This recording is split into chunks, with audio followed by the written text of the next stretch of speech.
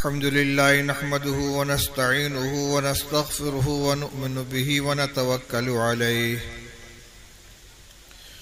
ونعوذ بالله من شرور أنفسنا ومن سيئات أعمالنا من يهده الله فلا مضل له ومن يضلله فلا هادي له ونشهد أن لا إله إلا الله وحده لا شريك له ونشهد أن سيدنا ومولانا محمدا عبده ورسوله صلى الله تعالى عليه وعلى آله وأصحابه وبارك وسلم تسلیما کثیرا کثیرا. ارے فوٹو کون لے رہا ہے بھائی؟ اما بعد فاعوذ باللہ من الشیطان الرجیم بسم اللہ الرحمن الرحیم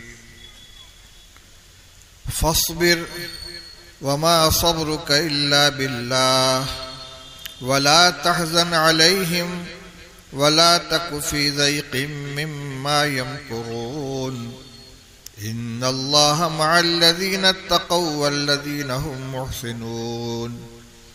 صدق الله العلي العظيم. محترم علماء کرام، بزرگان ملت،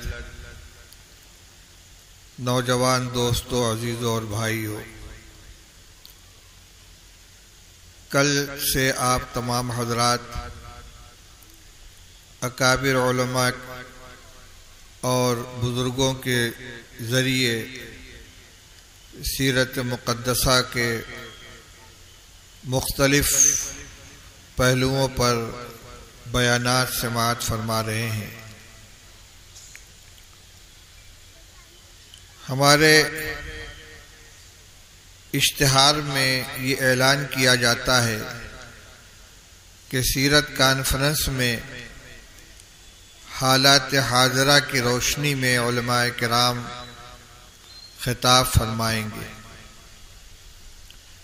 حالات حاضرہ کوئی منجمد موضوع نہیں ہے کہ ہمیشہ حالات یکساں رہیں اور انہی کی روشنی میں گفتگو کی جائے.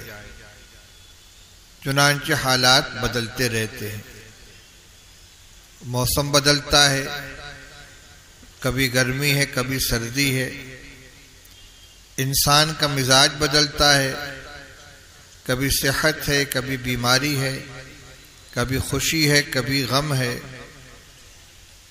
تجارت میں اتار چڑھاؤ ہوتا ہے، کبھی چلتا ہے کبھی مندہ ہے. اسی طریقے سے حالات بھی بدلتے رہتے ہیں. کبھی امن و اطمینان، خوشحالی اور سکون کا ماحول ہوتا ہے، ہر شخص اپنی اپنی جگہ پر مطمئن ہے اور اپنے کام میں مشغول ہے. اور کبھی ایسے حالات پیدا کر دیے جاتے ہیں،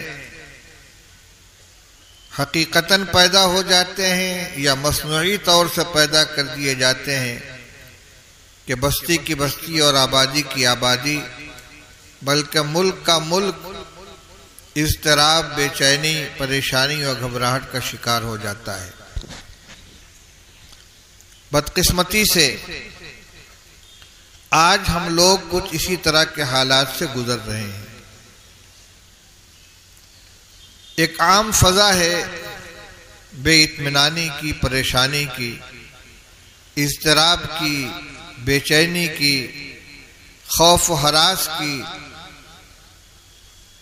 جو بنیادی ضرورتیں ہیں، بنیادی مسائل ہیں، وہ سب پسے پش چلے گئے اور اس وقت ہر شخص کے اپنے بقا، اپنے تحفظ اور اپنی نسلوں کے بارے میں ایک انجانے خوف میں مبتلا کر دیا گیا ہے. میرے بھائیوں، یہ ہمارے حالات حاضرہ ہیں. ان حالات حاضرہ میں ہمیں قرآن پاک اور نبی کریم صلی اللہ علیہ وسلم کی سیرت طیبہ سے کیا روشنی ملتی ہے یقیناً آپ کو بھی اس کی طلب ہونی چاہیے، اور علماء کرام کی بھی یہ ذمہ داری ہے کہ آپ کے سامنے ان کو پیش کریں، اور پھر ہم سب مل کر روشنی حاصل کریں اور اس روشنی کے اندر اپنے لیے راہ عمل متعین کریں۔ آج جمعہ سے پہلے میں نے مختصر خطاب میں قرآن پاک کی ایک آیت پڑھی تھی۔ اللہ جل شانہ ارشاد فرماتے ہیں وَلَنَبْلُوَنَّكُمْ بِشَيْءٍ مِّنَ الْخَوْفِ وَالْجُوعِ وَنَقْصٍ مِّنَ الْأَمْوَالِ وَالْأَنفُسِ وَالثَّمَرَاتِ وَبَشِّرِ الصَّابِرِينَ۔ ہم ضرور بے ضرور تم کو آزمائیں گے، تمہارا امتحان لیں گے، تمہیں بلا میں ڈالیں گے، ابتلا میں ڈالیں گے۔ کیسے؟ کچھ بِشَيْءٍ مِّنَ الْخَوْفِ، کچھ خوف اور اندیشے میں مبتلا کریں گے، کچھ بھوک اور فقر و فاقہ میں تم کو مبتلا کریں گے، وَنَقْصٍ مِّنَ الْأَمْوَالِ وَالْأَنفُسِ وَالثَّمَرَاتِ، تمہارے مال میں، جان میں، پیداوار میں نقصان ڈالیں گے، اور اس کے ذریعے تمہیں آزمائیں گے۔ آزمائش کس چیز کی ہوگی؟ وَبَشِّرِ الصَّابِرِينَ، فرمایا کہ اس آزمائش میں جو لوگ استقامت اختیار کریں گے، دین پر ثابت قدم رہیں گے، ان کو خوشخبری سنا دیجیے۔ جب امتحان ہوتا ہے تو عند الامتحان یکرم الرجل او یہان، امتحان کے وقت انسان کی یا تو پذیرائی ہوتی ہے، اس کا اکرام کیا جاتا ہے، اور یا اس کو رسوائی کا سامنا کرنا پڑتا ہے۔ جو امتحان میں کامیاب ہوتا ہے اس کا اکرام اور اعزاز ہوتا ہے، اور جو امتحان میں ناکام ہوتا ہے اس کو رسوائی و ذلت کا سامنا کرنا پڑتا ہے۔ بشارت و خوشخبری کامیاب لوگوں کو ملتی ہے، ناکام لوگوں کو بشارت نہیں سنائی جاتی، خوشخبری نہیں سنائی جاتی۔ اس آیت کریمہ کے آخر میں اللہ تعالیٰ نے کامیاب لوگوں کی ایک خاص صفت ذکر کی ہے کہ اس امتحان میں جو لوگ کامیاب ہوں گے ان کی ایک خاص صفت ہوگی صبر۔ صبر کا لفظ جب بولا جاتا ہے تو عام طور سے ذہن جاتا ہے صبر کے صرف ایک مفہوم کی طرف کہ مصیبت آ جائے تو آدمی اس کو برداشت کرے، تکلیف کو انگیز کر لے، شکایت نہ کرے، جزا فضا نہ کرے، برداشت کر لے، اسی کا نام صبر ہے۔ یقیناً یہ بھی صبر ہے، لیکن علماء نے صبر کے 3 معنی لکھے ہیں۔ الصبر علی المصیبہ، الصبر علی الطاعہ، الصبر عن المعصیہ۔ مصیبت پر صبر کرنا یہ تو اس کا عام مفہوم ہے، یہ سوچ کر کہ دنیا میں جو کچھ ہوتا ہے اللہ کے فیصلے سے ہوتا ہے، اللہ کی طرف سے یہی فیصلہ ہوا، ہم بندے ہیں، ہمیں اسے تسلیم کرنا ہے، شکایت نہ کرے۔ لیکن اس کے علاوہ صبر کے 2 معنی اور ہیں، حبس النفس عن المعصیہ اور حبس النفس علی الطاعہ۔ اپنے نفس کو طاعت اور بندگی کے اوپر، اللہ کی اطاعت اور فرما برداری پر اور نیکی کے اوپر جما کے رکھنا۔ کتنی ہی مصیبت آ جائے، کتنے ہی حالات پریشان کن آ جائیں، لیکن دین سے قدم ڈگمگانے نہ پائے، راہ مستقیم سے ایک قدم بھی دائیں بائیں نہ ہٹے، بلکہ دین کے بتائے ہوئے سیدھے راستے پر بالکل صحیح چلتا رہے۔ اور الصبر عن المعصیہ، معصیت سے، نافرمانی سے، گناہ کے کاموں سے اپنے آپ کو بالکل بچا کر رکھے۔ قرآن پاک میں جہاں یہ فرمایا وَبَشِّرِ الصَّابِرِينَ، صبر کرنے والوں کو بشارت سنا دیجئے۔ اس میں صبر اپنے وسیع مفہوم کے اندر مراد ہے، یعنی جب کوئی پریشانی آئے، جان مال کا نقصان ہو، آمدنی میں کمی آ جائے، خوف اور فاقے کا سامنا کرنا پڑے، تو آدمی جہاں اس کو برداشت کرے وہیں استقامت اختیار کرے۔ ان تینوں معنی کو لے کر ایک لفظ میں اگر ہم سمجھیں تو اس کی تعبیر بنتی ہے استقامت۔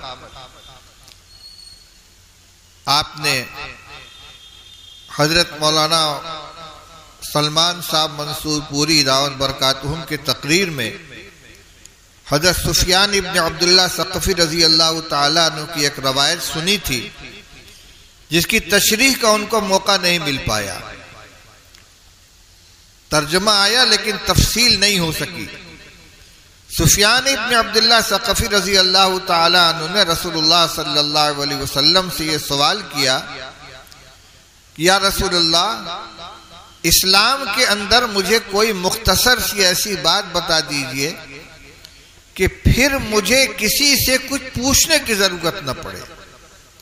تو آپ نے جواب میں ارشاد فرمایا، قل آمنت باللہ ثم استقم، یہ کہو کہ ہم نے اللہ کو مان لیا، اللہ پر ایمان لے آئے، پھر اس پر جم جاؤ، استقامت اختیار کرو۔ اور یہ لفظ قرآن پاک میں بھی اللہ تعالیٰ نے استعمال فرمایا ہے، ان الذین قالوا ربنا اللہ ثم استقاموا تتنزل علیہم الملائکۃ الا تخافوا ولا تحزنوا وابشروا بالجنۃ التي کنتم توعدون۔ بلا شبہ وہ لوگ کہ جنہوں نے یہ اقرار کر لیا، یہ اعلان کر دیا کہ ہمارا رب اللہ ہے، ہم ایک اللہ کو، ایک پروردگار کو ماننے والے ہیں، ثم استقاموا، پھر اس پر جم گئے، اس قول کے تقاضوں کو سمجھا کہ ایک اللہ کو اپنا پروردگار ماننے کا تقاضا کیا ہے، اس کا مطلب کیا ہے، اس پر جم گئے، ان کا قدم کہیں متزلزل نہیں ہوا۔ ان کے بارے میں آگے فرمایا، تتنزل علیہم الملائکۃ والروح، تتنزل علیہم الملائکۃ الا تخافوا ولا تحزنوا، ان کے اوپر اللہ کی طرف سے فرشتے یہ پیغام لے کر آتے ہیں کہ تم ڈرو مت، خوف کا شکار مت ہو اور غم کا شکار مت بنو، اللہ تخافوا ولا تحزنوا، نہ خوف ہو تمہارے اندر آئندہ کے بارے میں، نہ اندیشوں کے شکار بنو، نہ جو حالات پیش آ چکے ان کے اوپر رنج کرو۔ وَأَبْشِرُوا بِالْجَنَّةِ الَّتِي كُنْتُمْ تُوعَدُونَ، اور اس جنت کی بشارت قبول کرو جس کا تم سے وعدہ کیا جاتا ہے۔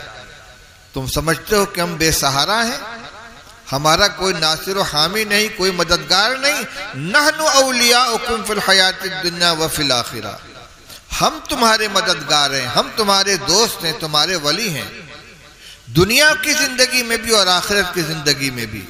وَلَكُمْ فِيهَا مَا تَشْتَهِي أَنفُسُكُمْ وَلَكُمْ فِيهَا مَا تَدَّعُونَ، تم کو جنت کے اندر وہ چیزیں ملیں گی جس کا تمہارا جی خواہش کرے گا، اور تم کو تمام وہ چیزیں ملے گی کہ جن کو تم چاہو گے، جو تم مانگو گے۔ یہاں بھی استقامت کا مطالبہ ہے۔ میرے بھائیوں، آج کے حالات میں ہمیں کیا کرنا ہے، میں آپ سے یہ عرض کرنے جا رہا ہوں۔ خوف اور دہشت اور بزدلی، اس کا ایمان سے دور دور تک تعلق نہیں ہے۔ حالات اللہ ہی کی طرف سے آتے ہیں، اور سارے بندوں کے قلوب اس کی دو انگلیوں کے درمیان ہیں، اور دنیا یہ تماشا دیکھتی رہتی ہے۔ کل کا صاحب اقتدار آج کا ملزم، اور آج کا صاحب اقتدار کل کو مجرم۔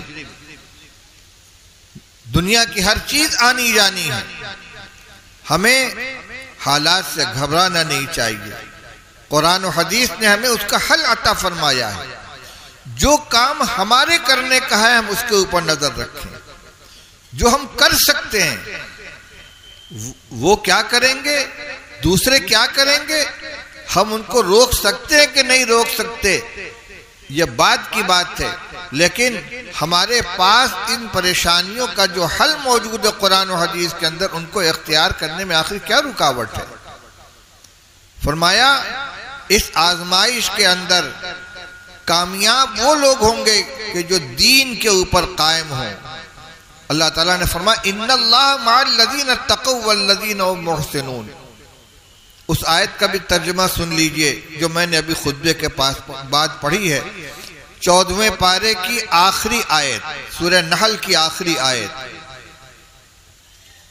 فرمایا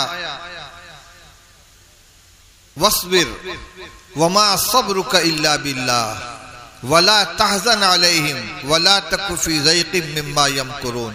بہت تسلی کی آیت ہے، غور سے سنیں۔ فرمایا صبر کا دامن ہاتھ سے مت چھوڑو، صبر کرو، دین کے اوپر جمے رہو۔ وَمَا صَبْرُكَ إِلَّا بِاللَّهِ، اور تمہارا صبر کرنا بھی اللہ ہی کی توفیق سے ہوگا۔ وَلَا تَحْزَنْ عَلَيْهِمْ، ان کے بارے میں غمگین اور رنجیدہ مت ہو۔ وَلَا تَكُ فِي ضَيْقٍ مِّمَّا يَمْكُرُونَ، اور جو یہ سازشیں کر رہے ہیں، جو تدبیریں کر رہے ہیں، جو مکاریاں کر رہے ہیں، ان کی وجہ سے دل تنگ مت ہو۔ وَلَا تَكُ فِي ضَيْقٍ مِّمَّا يَمْكُرُونَ، جو یہ مکر کر رہے ہیں اس کی وجہ سے تم تنگ دل مت ہو، دل میں تنگی محسوس مت کرو۔ کیوں؟ ان اللہ مع الذین اتقوا والذین هم محسنون، بلا شبہ اللہ ان لوگوں کے ساتھ ہے جو اللہ سے ڈرنے والے ہیں اور جو نیک عمل کرنے والے ہیں، تقوی اور حسن عمل۔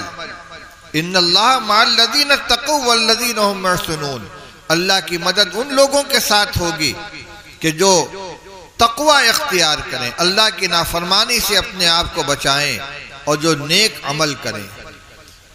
نیک عمل کرنا، تقوی اختیار کرنا، اس میں کسی سرکاری افسر کی اجازت کی ضرورت نہیں ہے، کہیں رجسٹریشن نہیں کرانا پڑے گا، کہیں سے پرمیشن نہیں لینا پڑے گا، یہ آپ کے گھر کی دولت ہے، یہ اللہ نے ہر ایمان والے کو عطا فرمائی ہے، اس پر کوئی پابندی نہیں ہے، اور کامیابی کی ضمانت اسی کے اوپر رکھی گئی ہے۔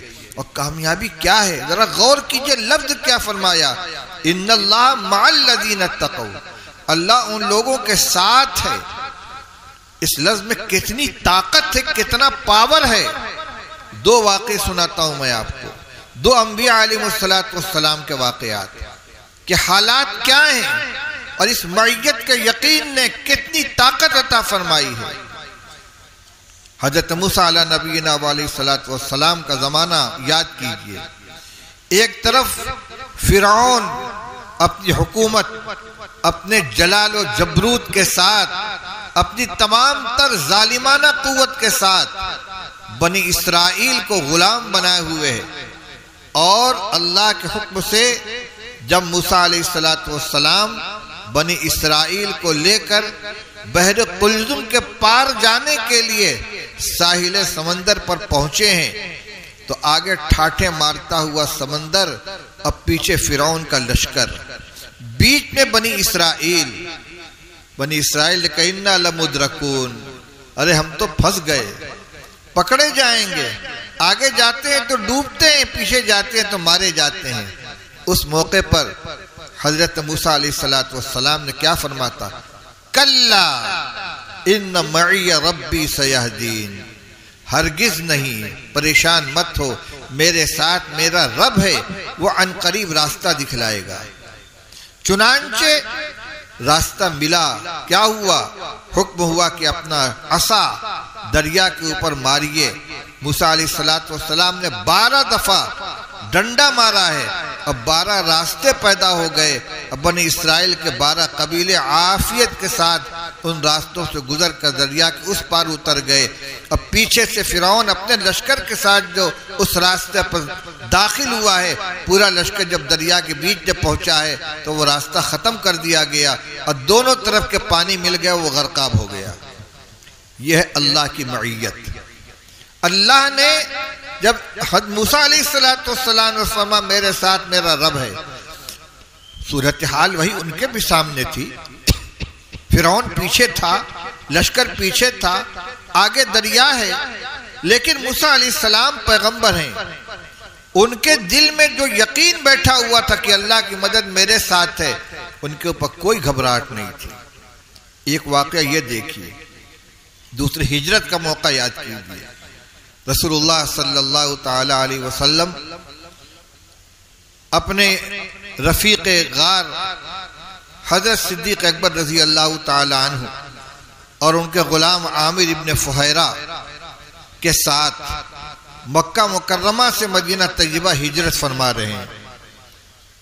اسی سفر کے ابتدائی مرحلے میں آپ نے غار ثور کے اندر پناہ لی ہے. 3 شب آپ نے اس غار کے اندر گزاری ہے اور اس کے بعد وہاں سے نکل کر مدینہ طیبہ روانہ ہوئے. ادھر مکہ مکرمہ میں مشرکین آپ کی بو سونگتے پھر رہے ہیں. بھائی فوٹو کون لے رہا ہے؟ کون صاحب ہیں؟ منع کرنے پر مانتے کیوں نہیں آپ لوگ؟ عجیب خباثت ہے. ایک بات سے صاف صاف منع کیا جا رہا ہے. سیرت کا پیغام سن رہے بیٹھ کر. رسول اللہ صلی اللہ علیہ وسلم اور صدیق اکبر رضی اللہ تعالیٰ عنہ غار کے اندر پناہ گزین ہیں. مکہ میں یہ اعلان ہو چکا ہے کہ جو شخص رسول اللہ صلی اللہ علیہ وسلم یا صدیق اکبر میں سے کسی کو گرفتار کر کے زندہ لے آئے گا یا ان کا سر قلم کر کے لے آئے گا، اس کو 100 اونٹ انعام میں دیا جائے گا. انعام کے لالچ میں کتنے دیوانے نکل کھڑے ہوئے ہیں. اور اللہ کا نظام تو عجیب و غریب ہوتا ہے. تلاش کرتے کرتے یہ غار کے دہانے پر پہنچ گئے. اور غار کی شکل یوں ہے، جو لوگ حج کے لیے گئے ہیں غار ثور میں جا کر دیکھا ہے، پہلے چڑھائی ہے، اس کے بعد تھوڑا ڈھلان ہے. صدیق اکبر رضی اللہ تعالیٰ عنہ کی نظر پڑی ہے جب ان آنے والوں کے قدموں پر، تو کہنے لگے یا رسول اللہ، اگر انہوں نے جھک کر نیچے کی طرف دیکھ لیا تو یہ ہمیں دیکھ پائیں گے، کیا حال ہوگا؟ تو رسول اللہ صلی اللہ علیہ وسلم نے ارشاد فرمایا ما ظنک باثنین اللہ ثالثہما. ابو بکر گھبراتے کیوں ہو؟ ان اللہ معنا، اللہ ہم دونوں کے ساتھ ہے، اللہ ہمارے ساتھ ہے. اور تمہارا ان 2 کے بارے میں کیا خیال ہے کہ جن کا تیسرا اللہ ہو؟ ہم 2 نہیں ہیں، اللہ ہمارے ساتھ ہے. دنیا کے اعتبار سے دیکھا جائے تو اس سے خطرناک کوئی وقت نہیں ہو سکتا تھا. آپ اور صدیق اکبر غار کے اندر ہیں، نکلنے کا کوئی دوسرا راستہ نہیں ہے، اور باہر دروازے کے اوپر خون کے پیاسے ننگی تلوار لیے ہوئے کھڑے ہیں.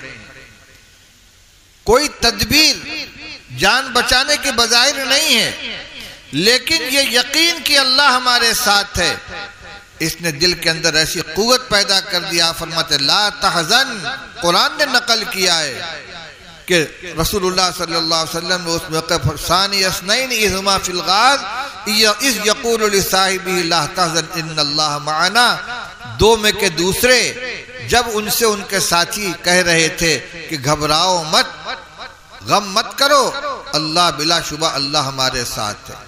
یہ معیت کا یقین اگر دل کے اندر پیدا ہو گیا تو ساری دنیا اگر دشمن ہو جائے، مخالف ہو جائے، آدمی کے اندر گھبراہٹ نہیں ہوگی. لیکن یہ معیت کا یقین اللہ ہمارے ساتھ کب حاصل ہوگا؟ اس کا نسخہ بیان کیا گیا ہے ان اللہ مع الذین اتقوا.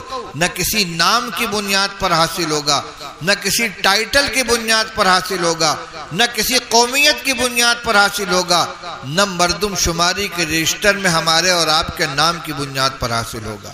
یہ ہر شخص کے ساتھ اپنا مسئلہ ہے کہ یہ طے کرے کہ ہم تقوی اور احسان کی زندگی اختیار کریں گے. آخر کن حالات کا انتظار ہے؟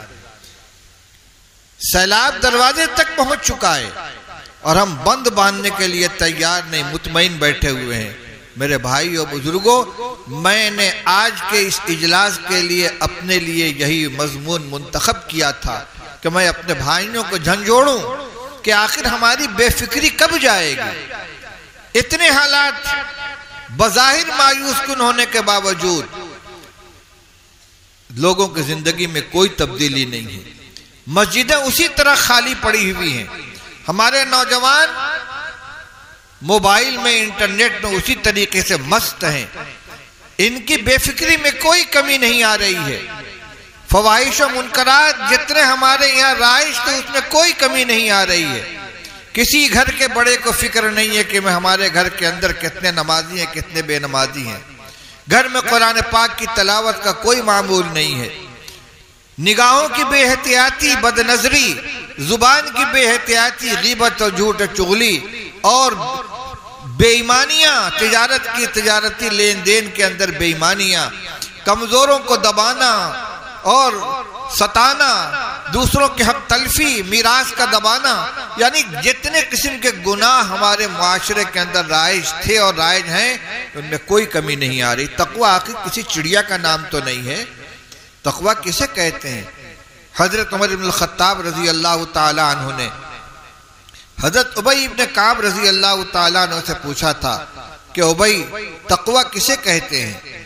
تو حضرت ابی بن کعب رضی اللہ تعالی عنہ نے فرمایا کہ امیر المومنین، کیا آپ کا گزر کبھی ایسے راستے سے ہوا ہے کہ جس میں دونوں طرف کانٹے دار جھاڑیاں ہوں؟ حضرت عمر رضی اللہ تعالیٰ نے فرمایا کہ یقیناً ایسے راستوں سے گزر ہوا ہے، کیونکہ عرب کی سرزمین میں کیکر کے درخت کثرت سے پائے جاتے تھے. کیکر کے درخت میں نیچے پتلا سا تنا ہوتا ہے اور تھوڑی بلندی کے بعد جانے کے بعد کانٹوں کا پھیلاؤ ہوتا ہے. اس طرح کہ جب اونٹ پر سوار ہو کر کوئی آدمی ان کے درمیان سے گزرے تو اس کے بدن کے دائیں بائیں دونوں طرف کانٹوں کی جھاڑیاں ہوں گی. تو حضرت عمر ابی بن کعب نے پوچھا کہ امیر المومنین، کیا آپ کا گزر کبھی ایسے راستے سے ہوا ہے کہ جس میں دونوں طرف کانٹے دار جھاڑیاں ہوں؟ حضرت عمر رضی اللہ تعالیٰ نے فرمایا 12 ایسے راستے سے گزر ہوا ہے. تو حضرت ابی بن کعب رضی اللہ تعالیٰ نے پوچھا کہ ایسے موقع پر آپ کیا کرتے ہیں؟ حضرت عمر رضی اللہ تعالیٰ فرمانے لگے کہ اپنے کپڑوں کو اور اپنے بدن کو سمیٹ کر ان کے درمیان سے اس طرح گزر جاتا ہوں کہ کوئی کانٹا نہ کپڑوں کو لگے نہ بدن کو خراش لگائے. فرمایا اسی کا نام تقوی ہے. ہم زندگی کی جس شاہراہ سے گزر رہے ہیں ہمارے چاروں جانب گناہوں کی جھاڑیاں لگی ہوئی ہیں، کانٹے لگے ہوئے ہیں اور وہ ہمیں اپنے اندر الجھانا چاہتے ہیں. تقوی اسی کا نام ہے کہ ہم اپنی نگرانی کریں. ہماری نگاہ غلط تو استعمال نہیں ہو رہی ہے، ہماری زبان غلط تو استعمال نہیں ہو رہی ہے، ہمارا کان غلط استعمال تو نہیں ہو رہا ہے، ہمارے خیالات ہمارے تصورات گندے تو نہیں ہیں، ہمارے ذمے کسی کے حقوق تو نہیں ہیں، ہمارے ذریعے کسی کے ساتھ زیادتی تو نہیں ہو رہی ہے، ہم کسی کے حق کی پامالی تو نہیں کر رہے ہیں، ہماری تجارت میں ہمارے لین دین میں کہیں سے کوئی ناجائز اور حرام چیز تو شامل نہیں ہے. اللہ کے جو احکام ہیں، نماز کی پابندی ہو رہی ہے کہ نہیں ہو رہی ہے؟ اللہ نے جو مقدس کلام ہمیں عطا فرمایا ہے جس کی ایک ایک آیت سراپا نور ہے، جس کے گھر میں پڑھنے سے برکت بھی آتی ہے، دلوں کا زنگ بھی دور ہوتا ہے، ہمارے گھر میں قرآن پاک کی تلاوت کا معمول ہے کہ نہیں ہے؟ ہمارے گھر کی خواتین پردہ کرتی ہیں کہ نہیں کرتی ہیں؟ ہمارے نوجوان کسی غلط عادت تک تو مبتلا نہیں ہے؟ یہ سارے کانٹے ہیں جو چاروں طرف پھیلے ہوئے ہیں، ہم ان کے درمیان اطمینان سے رہ رہے ہیں، ہمیں اس کی کوئی فکر نہیں ہے کہ ان کانٹوں میں ہم الجھ رہے ہیں کہ ان سے بچ رہے ہیں. فرمایا ان اللہ مع الذین اتقوا والذین هم محسنون. پہلے تمہید میں فرما دیا لا تحزن علیہم ولا تک فی ضیق مما یمکرون. غم مت کرو، اور جو یہ تدبیریں کر رہے ہیں، جو سازشیں کر رہے ہیں، ان کی وجہ سے دلوں میں تنگی محسوس مت کرو. ان کو اپنا کام کرنے دو. تمہارے پاس بچاؤ کا 2 راستہ ہے. ایک تو یہ کہ ہر طرح کی گناہ سے اپنے آپ کو بچاؤ، اپنے دامن کو ہر طرح کی گناہ کی آلودگی سے بچاؤ. گناہ کس کو کہتے ہیں؟ جو کام کرنے کا ہے، جس کا حکم ہے اسے نہ کرنا، یہ بھی گناہ ہے، اور جس کام کے نہ کرنے کا حکم اس کو کرنا یہ بھی گناہ ہے۔ نماز فرض ہے تو نماز کا نہ پڑھنا یہ گناہ ہے۔ جھوٹ بولنا گناہ ہے تو جھوٹ بولنا، جھوٹ کو نہ چھوڑنا اور جھوٹ کا ارتکاب کرنا یہ گناہ ہے۔ یعنی جس کام کے کرنے کا حکم ہے اگر اس پر ہم نے اپنے آپ کو نہیں ڈالا تو ایک مستقل گناہ کے اندر مبتلا ہیں، اور جو کام نہیں کرنے کے اس میں پڑے ہوئے تو بھی گناہ میں مبتلا ہیں۔ غیبت ہماری لذیذ ترین غذا بنی ہوئی ہے۔ کوئی مجلس ایسی نہیں ہوتی کہ جہاں بیٹھ کر دوسروں کا تذکرہ نہ ہو رہا ہو۔ یہ اپنے مردار بھائی کا گوشت اتنا منہ کو لگا ہوا ہے کہ ہماری مجلس غیبت سے خالی نہیں ہوتی۔ اپنی فکر چھوڑ کر ساری دنیا کی فکر ہم کو ہے، دوسروں پر تبصرے، دوسروں پر تنقیدیں۔ اسی طرح اللہ کی رحمت سے محرومی کا ایک بڑا سبب آپس کی ناچاقیاں، آپس میں تنازعات، ایک دوسرے سے قطع تعلق اور قطع رحمی، ترک تعلق، جس کے بارے میں ہر رمضان میں آپ سنتے ہوں گے کہ شب قدر کی مبارک شب میں، اسی طرح رمضان مبارک کی آخری رات میں اور مقبولیت کی تمام گھڑیوں میں اللہ تعالیٰ ایسے لوگوں کی دعاؤں کو رد کر دیتے ہیں۔ آج دعا خانیاں ہوتی لیکن بظاہر کوئی اثر نظر نہیں آتا۔ کیوں؟ اس لیے کہ وہ سب ایک رسم کی محض تکمیل ہو کر رہ جاتی ہے۔ ہم توبہ کا لفظ اپنی زبان سے استعمال کرتے ہیں لیکن توبہ کی حقیقت سے ہم خالی ہوتے ہیں۔ علماء نے فرمایا ہے کہ توبہ کی تکمیل کے لیے 3 چیزیں ضروری ہیں۔ جس گناہ سے آدمی توبہ کرنا چاہتا ہے اللہ تعالیٰ کے سامنے سچے دل سے ان کے اوپر نادم ہو کر معافی طلب کرے اور آئندہ ان گناہوں کے نہ کرنے کا پختہ عزم کرے۔ یعنی پہلی شرط ہے سچی ندامت، دوسرے اللہ تعالیٰ سے اس کی معافی مانگنا، اور تیسرے آئندہ ان گناہوں کے نہ کرنے کا اللہ سے عہد کرنا۔ ہم استغفر اللہ کی تسبیح پڑھتے ہیں، توبہ توبہ زبان سے بول دیتے ہیں، لیکن عین توبہ کے وقت میں بھی ان گناہوں کو چھوڑنے کا ارادہ نہیں ہوتا۔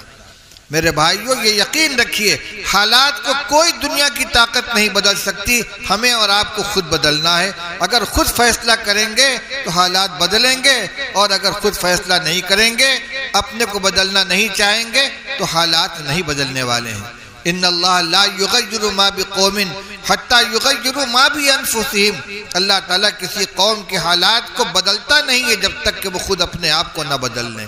یعنی اللہ نے جو نعمتیں عطا فرمائی ہیں، جو اطمینان اور سکون کی دولت عطا فرمائی ہے، اس نعمت کو اللہ تعالیٰ اس وقت تک ختم نہیں کرتے جب تک کہ بندے اپنی بدعملی کی وجہ سے، اپنی غفلت کی وجہ سے اپنے کو غلط راستے پر ڈال نہیں لیتے۔ یہ تشریح مجھے اس لیے کرنی پڑ گئی کہ اس آیت کریمہ کو سامنے رکھ کر ایک شعر پڑھا جاتا ہے، خدا نے آج تک اس قوم کی حالت نہیں بدلی، نہ ہو جس کو خیال آپ اپنی حالت کو بدلنے کا۔ ٹھیک ہے، یہ شعر اپنی جگہ پر صحیح ہے۔ اس کا مفہوم یہ ہے کہ اگر کسی قوم کے اوپر برے حالات آ گئے ہوں تو جب تک قوم اپنی بری حالت کو بدلنے اور اس کی اصلاح کرنے کی فکر نہیں کرے گی، اللہ کی طرف سے بھی حالات بدلے نہیں جائیں گے۔ لیکن یہ جو آیت ہے ان اللہ لا یغیر ما بقوم حتی یغیروا ما بانفسہم، اس کا شان نزول اس کے برعکس ہے کہ اللہ نے جو نعمتیں کسی قوم کو عطا فرمائی ہیں، خوشحالی کی نعمت، سکون و چین کی نعمت، اللہ تعالیٰ بلا سبب ان کو چھین نہیں لیتے۔ جب مخلوق، جب قوم، جب امت اپنی بدعملی کی بنا پر ان نعمتوں کی ناقدری کرتی ہے، ان کے حقوق کو ادا نہیں کرتی، تو پھر اللہ تعالیٰ بھی اپنی نعمتوں کو اٹھا لیتے ہیں۔ پھر ان کو واپس لینے کا راستہ یہی ہے کہ جن گناہوں کی بنا پر، جن نافرمانیوں کی بنا پر، ہماری جن عملی کوتاہیوں کی بنا پر یہ حالات ہمارے اوپر آئے ہیں، ہم ان کی اصلاح کریں اور اللہ کی طرف متوجہ ہوں۔ کوئی نیا پیغام آپ کے سامنے نہیں ہے۔ سب سے پہلا فریضہ نماز کا ہے۔ صبح دوپہر میں جمعہ سے پہلے میں نے آیت پڑھی تھی، یا ایھا الذین آمنوا استعینوا بالصبر والصلاۃ۔ اللہ تعالیٰ فرماتے ہیں کہ اے ایمان والو، اللہ کی مدد حاصل کرو دین پر جم کر استقامت اختیار کر کے اور نماز کے ذریعے. یہ دو ذریعے اللہ تعالیٰ نے عطا فرمائے ہیں. اعلان فرمایا ہے کہ اللہ کی مدد چاہیے تو نماز کی پابندی کرو اور دین کے اوپر ثابت قدم ہو جاؤ, اللہ کی مدد تم کو ملے گی. ان اللہ مع الصابرین, اللہ کی مدد صبر کرنے والوں کے ساتھ ہے. اور صبر کا معنی ابھی میں نے آپ کو بتلایا کہ دین کے اوپر استقامت کا نام ہے. یعنی ہر وہ کام جو کرنے کا ہے ان کو کرنے کا اہتمام کیا جائے, اور جن چیزوں سے بچنے کا حکم دیا گیا ان سے اپنے آپ کو بچایا جائے. اس کانفرنس سے اگر آپ یہ عزم لے کر اٹھے تو ہمارا جمع ہونا بھی کامیاب, آپ کی حاضری بھی کامیاب, اور کانفرنس کے منتظمین نے جتنی محنتیں کی ہیں, جس نوع کی محنتیں کی ہیں, وہ سب حاصل ہو گئی. لیکن اگر سننے کے بعد ایک کان سے سن کر دوسرے کان سے نکال دیا اور ہر آدمی دوسرے کی اصلاح کی فکر میں لگا رہا, اپنی اپنے گھر والوں کی, اپنے اہل و عیال کی اصلاح کی کوئی فکر نہیں کی, اپنے حالات کو بدلنے کی کوئی کوشش نہیں کی, تو حالات میں کوئی تبدیلی پیدا نہیں ہوگی. یہ یاد رکھیے کہ قوم افراد کے مجموعے کا نام ہے. ہر فرد کا عمل مؤثر ہوتا ہے. ایک تالاب کے اندر اگر ایک مچھلی گندی ہو گئی تو پورا تالاب گندا ہو جایا کرتا ہے. ہر آدمی اپنی فکر کرے, اپنے گھر والوں کی فکر کرے, نمازوں کا اہتمام کرے, نوجوانوں کا, بچوں کا جائزہ لے, بچیوں کا جائزہ لے. یہ بڑے بڑے موبائل سب کے ہاتھ میں تھما کر ان کو آزاد چھوڑ دیا جاتا ہے. وہ کیا کر رہے ہیں؟ نگاہ کے گناہ میں مبتلا ہیں, کان کے گناہ میں مبتلا ہیں, دل و دماغ گندگی کا پٹارہ بنے ہوئے ہیں, اور ہم خوش ہیں کہ ہمارا بچہ ماشاءاللہ بڑا انٹلیکچوئل ہے, بڑا ترقی یافتہ ہے. کوئی نکیر کرنے کی بھی ہمت کسی کے اندر نہیں ہے. آخر کس طرح کے حالات کا ہمیں انتظار کرنا ہے؟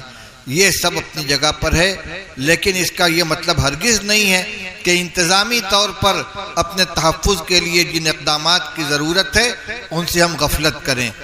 جو آج کل مسائل سامنے آ رہے ہیں, NCR کا مسئلہ ہے, ووٹر لسٹ کا مسئلہ ہے, اس میں جمعیت علماء کے خدام ماشاءاللہ کام کر رہے ہیں. ابھی آپ نے جو سیکریٹری رپورٹ سنی ہے, پہلے 15 اکتوبر تک کی تاریخ ملی تھی ووٹر لسٹ کو درست کرنے کے لیے. اب اس میں توسیع ہو کر غالباً 19 نومبر ہو گئی ہے, 18 نومبر تک کی تاریخ ہو گئی ہے. کم سے کم اتنا تو کریں کہ آپ اپنے گھر کے کاغذات کو اکٹھا کر کے جمعیت علماء کے دفتر اشفاق نگر میں جا کر ان کا جائزہ لوا لیں. ہمارا ووٹر ID صحیح ہے کہ نہیں ہے, ہمارا وہ آدھار کارڈ صحیح ہے کہ نہیں ہے. اسی طرح شہریت کے ثبوت کے لیے جن کاغذات کی ضرورت ہے ان کو کریں. خوف و ہراس کا شکار ہو کر نہیں. دنیا کی کوئی طاقت آپ کو آپ کے ملک سے نکال نہیں سکتی. کسی مائی کے لال میں یہ طاقت نہیں ہے. ہم یہیں پیدا ہوئے ہیں, یہیں پلیں گے, یہیں بڑھیں گے, یہیں مریں گے, یہیں دفن ہوں گے. ان گیدڑ بھپتیوں سے ڈرنے کی ضرورت نہیں ہے. لیکن بہرحال قانون کا پیٹ بھرنا ہے, اپنے تحفظ کی تدبیر کرنی ہے, آپ اس کے اندر غفلت نہ برتیں. تو دو کام کرنے کے ہوئے, انتظامی اعتبار سے جن چیزوں کی ضرورت ہے اس میں بیداری لے آئیں اور پوری بیداری کے ساتھ ان کاغذات کی تکمیل کریں. دوسری طرف اپنی عملی زندگی میں تبدیلی لانے کے لیے فیصلے کریں اور اس کے اوپر عمل شروع کر دیں. اللہ تعالی ہم سب کو عمل کی توفیق نصیب فرمائے. وآخر دعوانا الحمدللہ رب العالمین. کچھ کرنا ہے دعا فرما لے بھائی. اللہم صلی علی سیدنا مولانا محمد وعلی آلہ واصحابہ وبارک وسلم. یا حی یا قیوم برحمتک نستغیث اصلح لنا شأننا کلہ ولا تکلنا الی انفسنا طرفۃ عین ولا تنزع منا صالح ما اعطیتنا. ربنا آتنا فی الدنیا حسنۃ وفی الآخرۃ حسنۃ وقنا عذاب النار. ربنا لا تجعلنا فتنة للقوم الظالمين ونجنا برحمتك من القوم الكافرين. اللهم انا نجعلك في نحورهم ونعوذ بك من شرورهم. اے اللہ ہم سب کے جان مال عزت آبرو کی حفاظت فرما. اے اللہ خوف و دہشت کے ماحول کو ختم فرما, سکون و اطمینان کے فضا کو عام فرما, اپنی ذات عالی کا یقین نصیب فرما. اے اللہ ہمیں ان اعمال کے توفیق عطا فرما جس سے تیری رحمت اور تیری مدد متوجہ ہو. ان اعمال و اخلاق و معاملات سے ہماری حفاظت فرما. اے اللہ جس سے تیرا غضب نازل ہوتا ہے, اے اللہ اپنی مدد ہر قدم پر شامل حال فرما. اے اللہ ہمیں اپنے اہل و عیال اور اپنے اہل خانہ کی اصلاح کرنے کی توفیق نصیب فرما، ہر ایمان والے کو سچا پکا نمازی بنا دے، تمام گناہوں کے کام کی دلوں میں نفرت پیدا فرما دے، ان کو چھوڑنے کی توفیق نصیب فرما، اپنی مدد قدم قدم پر شامل حال فرما۔ یا اللہ جو پریشان حال ہے ان کے پریشانی کو دور فرما، جو بے روزگار ہیں ان کو برکت والی حلال روزی عطا فرما، جو پریشان ہیں ان کے پریشانی کو ختم فرما۔ یا اللہ جو بیمار ہیں ان کو شفائے کامل عطا فرما۔ ہمارے گھروں میں جو بچے بچیاں بغیر نکاح کے بیٹھے ہوئے ہیں اے اللہ ان کو مناسب رشتہ عطا فرما، جن کے نکاح ہو چکے ہیں بے اولاد ہیں اولاد کی خواہش ہے اللہ ان کو اولاد نصیب فرما، جو اولاد نرینہ یا بچیوں کے خواہش مند ہیں ان کو بچے اور بچیاں عطا فرما۔ اے اللہ ہماری جتنی ضرورتیں ہیں سب کو تو ہم سے زیادہ جاننے والا ہے، اے اللہ ہمیں ہمارے تمام ضرورتوں کو اپنے خزانہ غیب سے پوری فرما دے۔ اے اللہ میں عفو و عافیت کی دولت نصیب فرما، اے اللہ عافیت کلی عطا فرما، عفو درگزر کا معاملہ فرما۔ ربنا آتنا فی الدنیا حسنۃ وفی الآخرۃ حسنۃ وقنا عذاب النار، وصلی اللہ علی النبی الکریم برحمتک یا ارحم الراحمین۔